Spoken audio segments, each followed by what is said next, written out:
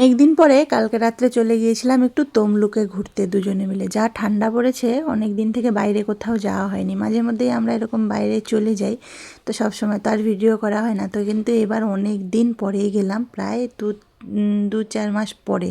দুর্গাপুজোর আগের থেকে বাইরে যাওয়া বন্ধ করে দিয়েছি। তো এত ঠান্ডা বন্ধুরা বাইরে, মানে কি বলবো। আর আমাদের তমলুক শহরটা সেরকম ভিড়ভাট্টা থাকে না, একটু ফাঁকাই থাকে। তো এই তো রাতের বেলা চলে গিয়েছিলাম দুজনে মিলে, বলি একটু চলো এগরোল খেতে। তো যেখানে এগরোল খেতে গিয়েছিলাম সেখানে দোকানটা বন্ধ ছিল, পেটুক বলে। তো পেটুক দেখি কালকে 8:30 9টা বাজতেই বন্ধ করে দিয়েছে। তারপরে আর পেটুকে আর খাওয়া হয়নি। সে মা বর্গভীমার মন্দিরের ওই পাশে একটা দোকান আছে, সেখানে চলে গিয়েছিলাম। আর দেখো, বরকে একটুকু ঠান্ডা লাগেনি, মাথার টুপিটাও পরছিল না, আমি তাও টেনে টুনে পরিয়ে দিচ্ছি। আর আমার তো এত ঠান্ডা লাগছিল, মানে কি বলবো। তারপর অনেকক্ষণ বসে থাকার পরে গরম গরম এগরোল বানিয়ে দিল।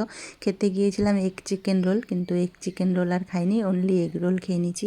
এগ রোলের রুটিগুলো এত মোটা মোটা ছিল, মানে কি বলবো, একটা এগ রোল খেলেই পেট ভর্তি হয়ে যায়। তো এই তো আমরাও খাচ্ছি দুজনে মিলে, আর আমি এদিক ওদিক দেখছি। আমি তো একটু জানোই তোমরা, বাইরে ভিডিও করতে আমার একটু প্রবলেম হয়, তাই খাচ্ছি আর সবার মুখের দিকে দেখছি। তো ভিড় ছিল না, সেরকম ফাঁকা ছিল। তো বরমশাইকেও একটু ক্যামেরায় নিয়ে নিলাম। তো ভালো লাগে মাঝে মধ্যে এরকম, ঠান্ডা হোক যাই হোক, ঘুরতে গেলে একটু মনটা ভালো লাগে। তো বছরের প্রথম বরের সঙ্গে একটু কোথাও গেলাম, সে আধা ঘন্টার জন্যই যাই, 1 ঘন্টার জন্যই যাই, তার একটা আলাদাই। এই জায়গায় আমি একটা ফটো তোলার চেষ্টা করছিলাম, মুখটা একটু অন্যরকম করে ফেলেছি। তো এই দেখো, এখানে আমরা এই যে এই হোটেলটায় ঢুকেছিলাম, বর্গভীমার পাশেরটায়। তো এখানে আসলে পরেই আমি এই কাকুটার দোকানে পান খাবোই, একটা করে মিষ্টি পান।